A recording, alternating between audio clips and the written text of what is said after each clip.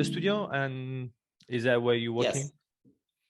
Yeah, that's right. I'm in my studio. Normally, I start working in the morning because I like this morning sunshine, if there is any. But mostly it's more quiet I'm in a studio building with more than 200 studios, and in the morning it's mostly quiet here, and I like this to have the feeling being alone for myself in my room and so on. Nice. Yeah, and that's why it's Is that where is the studio situated? It is in Berlin, Lichtenberg. It's, formerly was divided. It's Hohenschönhausen in the northeast of Berlin. It is, and it's. I have on the other side of the street. There is the formerly prison of the Staatssicherheit of GDR, and our building is belongs to this complex because formerly times they developed in this building all the stuff to spy at people in GDR. I see. Cameras and so on. yeah, it's an interesting story. But today it's a free thinking working place. It's a nice symbol, I think. Yeah, that's super interesting. Like they changed the space, so like in an opposite way. It's good. Yeah. I like that. So before we get into it, I always do this. I always start, and I always forget to introduce my guest. But for the people that might don't know you, in this episode we have Matthias with us, and why you don't go ahead and introduce yourself, Matthias, where you're from and what's your background. Yeah, I'm Matthias Roloff, and I'm from Berlin. I'm Berlin-based artist, as said today. But I also grew up here. I have never moved really, and I grew up in the same space. I live today, I work today, and I studied at the University of Arts in Berlin too. So I never really left the city. But the funny thing, I think, is that the city changed so much in the last years that there were a lot of there are a lot of differences today if you think 10 years before, and it's so much more culture, and the culture changed then and so on, and it's always a development. So yeah, I can imagine. I don't feel like I'm in a place which stands still in the same time. I know. Oh, that's good. So you did all your studies. You've been working in Berlin for the whole your life, basically. Yeah, that's right. That's good. I moved to Berlin like a year ago, and I'm start finally kind of like feeling the Berlin vibe, because obviously everything is opening up, and like because of COVID lockdown, all the kind of things. But finally I'm getting the whole Berlin vibe, and it's really exciting. For art wise, it's such a great place to be, and I understand why you never left. Like you can have everything here. Super good.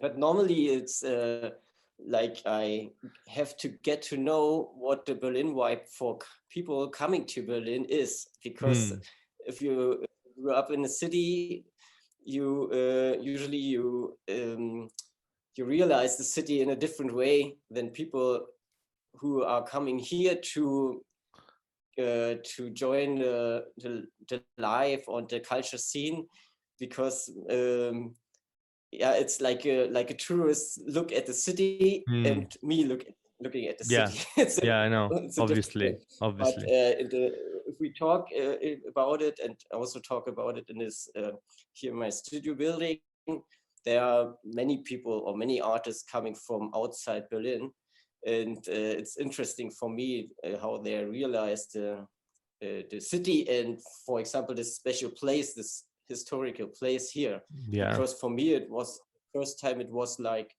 I have a good studio, and I can work near my living place. And then they said, oh, it's like the Stasi and so on. And then, yeah, it's really interesting thinking what the symbolism today is. Yeah, I can see that. So I asked you to be part of this podcast because I was drawn by, especially from obviously from Instagram. That's how we go in contact, and I saw your drawings first of all, I think, and I got so into it.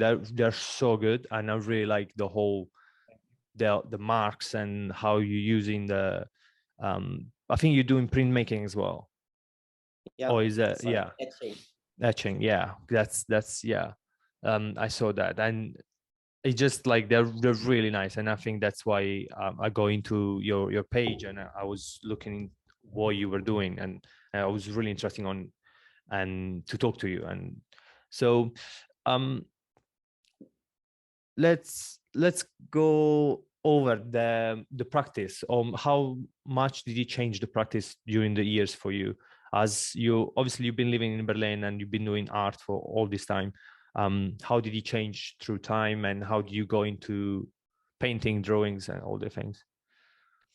Yeah, actually, I don't think I have really breaks in my work. It was like a development, and I was collecting all things I see in other artworks or in the normal life, we can say, and put it together and collect, and then I'm convinced of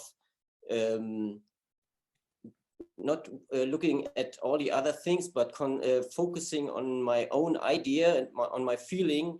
I get an individual kind of making art, and I would say it's like in everybody's life, that you have a view on the world because of all your individual experiences, and I would say it's the same in artwork too. Yeah. And that's why I would say, of course, there were changes in this artwork I will describe in the following, but not like, oh, I always work with figures, and from today on I work abstract, like this. And the drawing was always the base for my artist work, because I like this, using the pencil, for example, like a tool for searching, like a searching line. Yeah, you can say. Yeah. It's not like I draw and then I copy it into the painting and put some colors on, but it's I draw every day and every moment, and mostly not to visualize a special motive, but more to see how the line brings me to, where the line brings me today. Yeah, and it's the same when I start painting, and that's why I for me it's a always funny question, where is the difference between painting and drawing, because I could say I draw in my paintings too, because I start with a pencil, then putting the lines, and then putting some color fields, for example, and then again draw the lines like an outline, or to break the forms and so on. And yeah, that's why it's the drawing is in every artwork, I would say. For me, in my yeah, no, I agree, what's the line between drawings and paintings? That's it's always a big question in art, and there is no really an answer. It's more like obviously how you use it, and how the artist feels like, because sometimes I integrate so much drawings into my paintings that I'm like, is it a drawings anymore, is it a painting? Like, I don't even know. So it's more like the feeling, and it's what the artist decides in the end, like what is. But how did you, first of all, let's go back a little bit. Like, how did you get into art? Was something that always was there for you, or it was from where you were a kid, you were just drawing? And Yeah, it was like um, drawing and painting, like children often do. Mm. Yeah, and then my mother told me that I said it maybe at the age of 6 years, or I don't know, in this area, that I want to become an artist one day. And Mm-hmm. all time I can remember is like that's the thing I want to do. And I never asked if I should do another profession yeah, I don't know. It was like that's my task for my life, and then I You worked on embrace it. it. Nah, I see. I And like that. that's I why like that.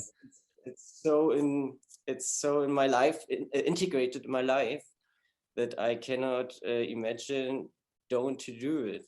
Do Maybe anything else. one day we don't know how life can change and in which situation maybe one is one day, but at the moment I cannot imagine not Yeah. to art. Yeah, I know. No, that's sweet. That's really nice.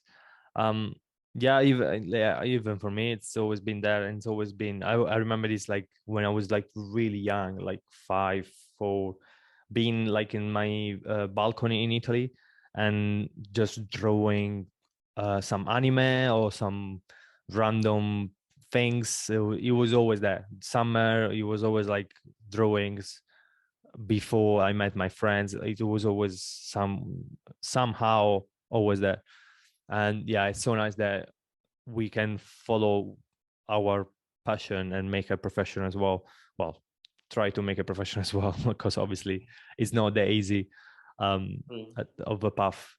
Um, how do you work with your paintings and drawings? Do you use photos? Do you go by imagination, or do you have any reference? How is your process? Yeah, as I told before, I don't have special or concrete motives I want to paint. Mm-hmm. It's more like I was always looking for a kind of atmosphere I want to transport, and an own what is it, kind of figures, I would say. Yeah. So I try to develop a figure, maybe thinking also on architecture, that I build my figures. So I don't say, oh, today I want to draw a thin figure or a thick figure. Yeah, Mm-hmm. but it's more like the searching line, as I said, and then it could be a leg, and then that could be a breast, and it could be a head, and then there's another figure, and it's more searching for a special constellation, and then putting or working with the colors and with the lights and darks. It's to bring a special atmosphere into the work, and in painting and drawing as well, it's for me the most important thing to find this atmosphere that touches the viewers later. And it's the Yeah. same thing for me. I look at art. It's more for me that that the art gets me if there is a special atmosphere, some kind of pain or joy. I don't know, but more than looking, okay, you see a lot of paintings which seem to like a colored photograph or Mm. copied photograph on the canvas, and then you have your own way to paint it, but there is no own, like an own scripting, you know Mm. what I mean, Mm. or own signature. And often I think it's a pity that maybe artists don't draw more, because I'm convinced of by drawing you can find this kind of building forms more, Mm. but it's my idea, I know. Yeah, no, for sure. Drawings is such a like a milestone for people for artists to learn how to do it. I always say to artists that could be younger than me, or even just in general, like I always say that you need to learn how to do drawings first before you go to painting, and then you can break the rules. But if you learn how to draw and you draw every day, you can practice, and you can be so comfortable into making your own art that one day you will find the courage, first of all, and you will be comfortable in breaking the rules and go further than just the drawings, go further just of copying the picture or copying there has to be, as an artist, it has to be something that you can. I mean, it's okay if you want to just make beautiful picture, and go ahead, why not? And maybe you can make money out of it, and why not? It's good for you. But if you're an artist, I believe that it has to be something that has to be your way of looking at those subjects. Talking about subject, what is something that inspires you, that you're like, okay, I need to paint this, I need to draw this, because is the shape, is the feeling, is the, I don't know, the emotion that could be around that, or you just, it's more personal, so you start painting and on something that it's like it's inside of you and you want to get out.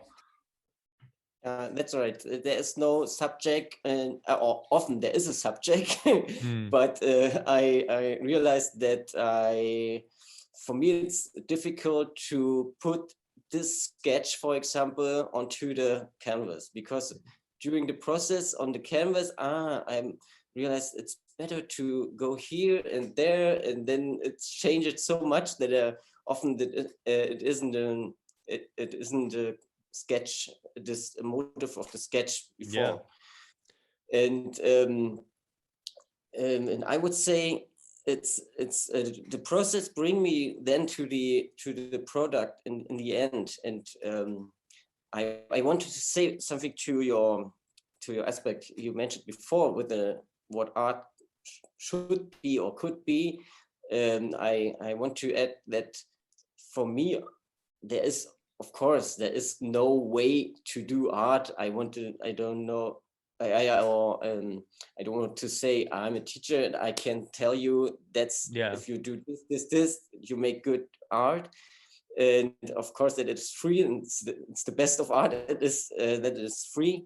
But for me, it's like to find beauty in small things. If you say, I look at this little flower, and you see this beauty in the simple flower, you can find the beauty in the complex world too. And I would say it's for me the same in the artwork. If I find the beauty of one pencil line, maybe the brutality or the sensitivity, you can find this beauty in a huge artwork too, if there is any.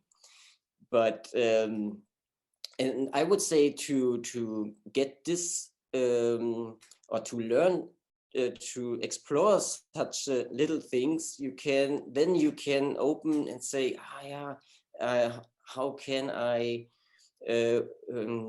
work on a painting, or what way should I use to get to visualize this beauty, this kind of beauty, or not beauty as beauty in a wide meaning, you know what I mean? As something like emotional beauty or something like this. And I always worked with the idea to have special content in my mind or in my head, which stand for all my work. And of course, I have landscapes, and I have figurative works, and I have still lifes. But I would say in every artwork of mine, there is an idea which brings everything together. And that's why I don't like to look at other things or a special motive or special landscape outside, because then I have the feeling I concentrate to copy what I see and not what is this idea which sleeps in me. Yeah. And during the work, it's to come back to this. It's like I had to, for this canvas, I have an idea. Okay, I want to do put two figures on it, and then I start, and then I sketch on it what my drawing says, and then I feel, okay, now I put the colors here, here, here, and everything is changing, and then I break this sketching from before, and I do go another way, and that's why it's like during the process, I wanted to say it's more looking on the formal things, that I look on how the colors stand to each other, which are the contrast, and I forget all idea. I don't want to. Yeah, it's it's more like the whole composition if you work together. Right. And the hand is more element for the painting than the hand which holds I don't know, a cup of tea. Yeah. It's more important that the hands leads to another element in the picture. Like how long does it take, that process of like editing, let's say the painting and or the drawings, to be like, okay, I need to do this, I need to do that? Like, how long does it take you to like to be in the end to finish the product, the artwork, and be like, okay, I'm done with this, I don't want to touch anymore? Yeah, usually I work a long time on painting and mostly on drawing too, but I work parallel on different artworks, and especially in the painting, it's caused by using oil colors, and I have to wait sometimes with until the color is dry, and then they stand beside the other artwork I work on, and I have the chance to look at it from time to time, and then okay, and it's like that kind of measuring the painting, that I see, okay, yeah, it's okay, so I don't have to change anything, but sometimes it's to, then you get an idea one day to I only have to draw here something, some lines or something like this, and then it's really clear what I want to say. And I would say it's mostly it's good to give this time to the artwork, that you take a breath, and then it's okay, or no, I have to work on. And no, I like doing that. I like do that as well. But the only different thing is I try to make as much as I could in that moment, because I feel like if I don't do it, then I will kind of forget the feeling, or I will move on like emotionally. So I'll feel really difficult for me to come back and like carry on the whole drawings. So I try to do as much as I could, and then maybe put it away for a couple of days. Don't think about it, don't take any picture, don't see it, and then go back to it, and then see what, with a fresh eye, see what I need to change, see what I need to do to make it more like what I want to do. But yeah, for sure, definitely, like I can like always tell people to take their time, go back to the painting or to the drawings after a couple of days with like fresh eye, rest, and go there and see what you will see. You will literally see the painting completely different from where, because especially because when we are painting, we are so close to it, and we don't see as much from far away, and we get like 4 days we are looking at the same thing, so for us it looks the same. And then if you take a break and you come back, you will see the painting completely different, and it helps a lot, for sure. What do you use as a for painting? Like oil and or acrylic, or it's a mixed? Yeah, I always use oil colors. I start often with tempera underpainting, Mm-hmm. and then I work with oil colors. Mm-hmm. And I would say I never use acrylic colors. I Do never you find tried that it, and process because of your process, because you needed so long to do a painting, that oil obviously helps because it dries later, it stays wet, or it's just something that you prefer? no, I would say using the oil color was the first. I always painted with the oil colors, and then I realized this. Also the I don't know the word in English. The material thing of Mm-hmm. oil colors, if it is on a canvas, I like this, or I love it. I can say, and then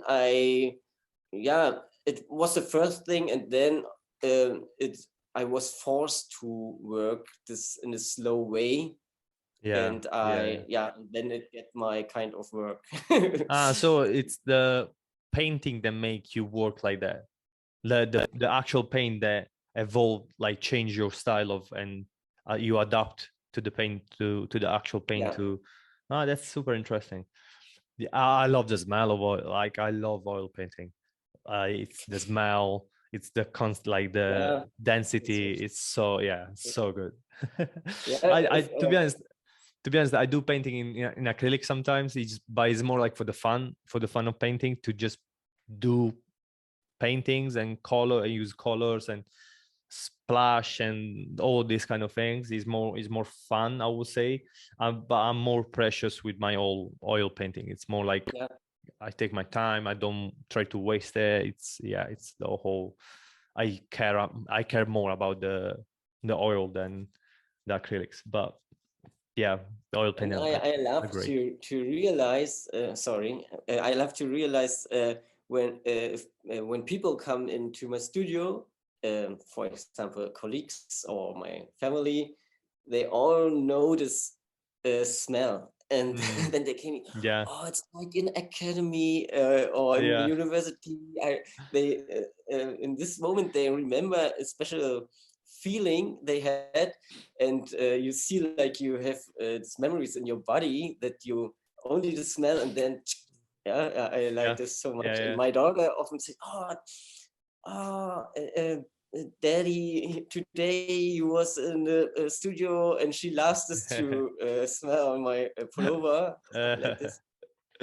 does she do art as well, or it's Yeah, you- I tried not to force her to become an artist yeah, daughter, but she started to work very concentrated on a lot of drawings. I nice. don't know, at the age of 5 or something like this, and she always drawed, and then also in situations maybe we were somewhere uh, in at grandma's or holidays, and then you came back, and to calm down before going to bed, she needed to draw half an hour. I like Nice. to see how it is integrated in the daily life. So Hmm. That's we will cute. see. Yeah. That's cute. Yeah, yeah, yeah. We'll see. It's gonna be, yeah. You can learn a lot from Hadad. Yeah. So, how did you deal? Obviously, now we are not, luckily we are not anymore in lockdown and stuff like that. But how did you deal with the whole lockdown situation at the time, and how it was it difficult for you, or did you enjoy it, or because it's really different from every single artist, but most of them, they kind of loved it because they had a lot of time and no distraction. How did you feel with that? Yeah. I had this times without distraction or without. I have a lot of time in the studio. It was not my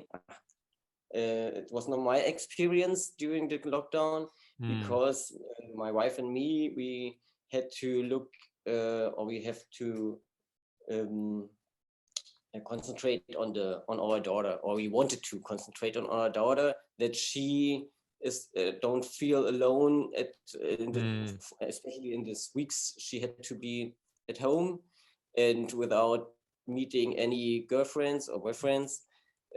She's only 8 years, and then it was the main focus for us to say, okay, that she can do a bit of this school, online school, for example, and then that she, there is one of us with her during the day. And of course, then that was the main thing, and it was the main thing for the structure, for structuring the daily life.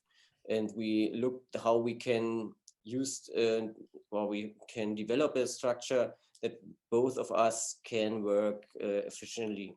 And but there were that's why I had not these days like other colleagues not knowing what to do with the day because you could do anything else.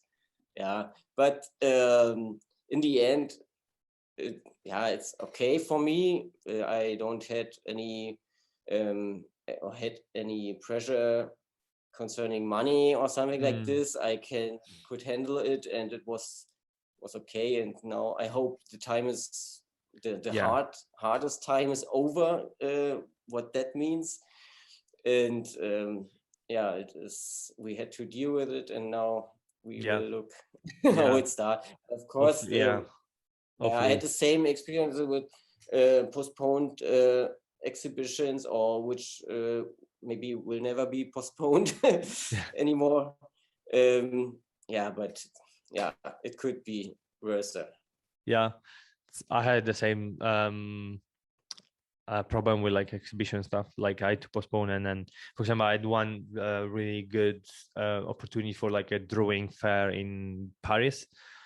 I was going to be part of it, but then obviously COVID hits, and then everything just like, I don't think it was going to happen because I don't hear from them anymore. But it complicates stuff. I didn't have a daughter. I didn't have any son or daughter to look after. But my experience was I had more time for me and do more of what I love, and no distraction, no meeting friends, and no do anything else. So it was mostly positive for me. So, but obviously we couldn't do much.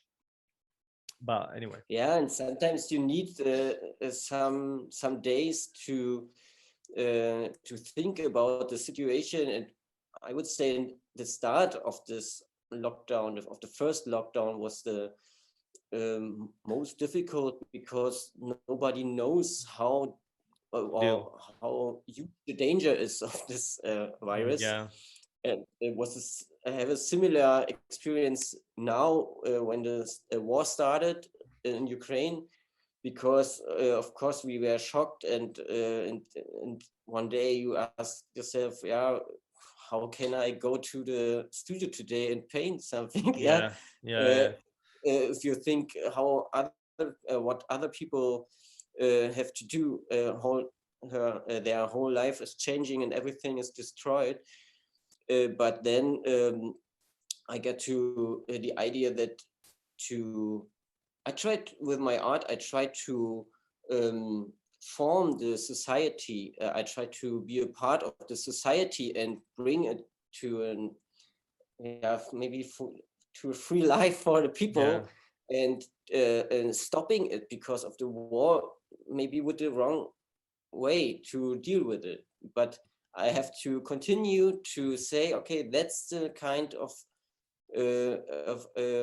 society I work for, a diverse society, and where you can express your feelings or your thinking, and that give me the power to continue then to work on my art again. I will try to leave you on this question.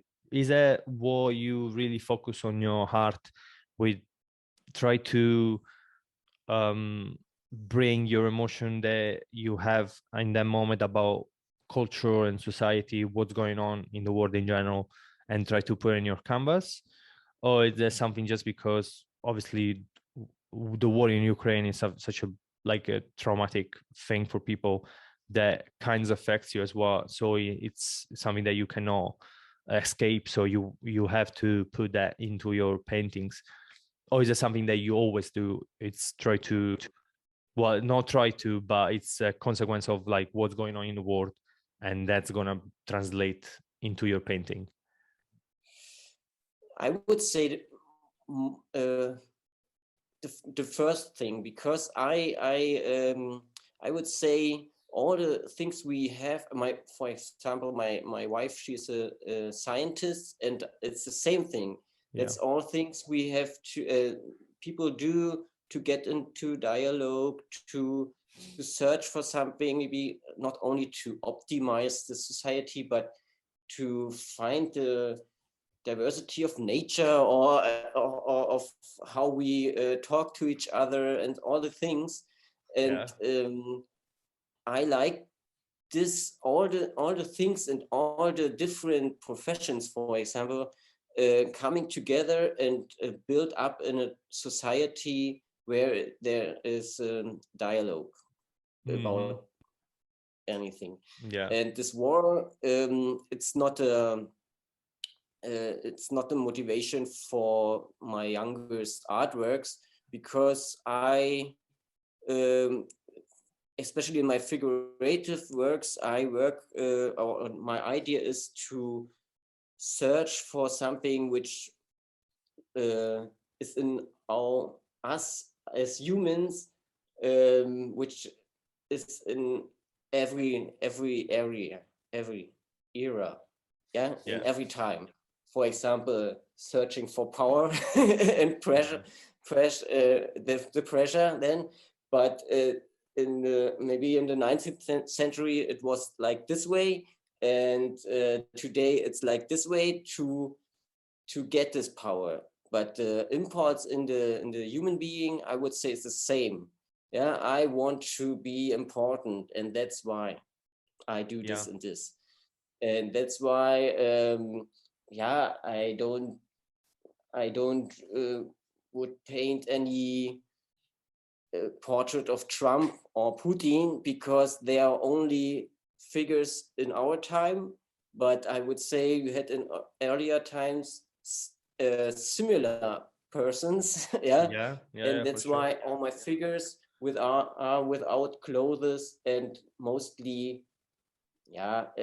almost genderless, because I want to paint an individual which don't live in this and this time, but it's an individual which could be in every time. I see. And then how the figures stand to each other, I try to formulate a constellation which visualize maybe this power pressure thing or something similar.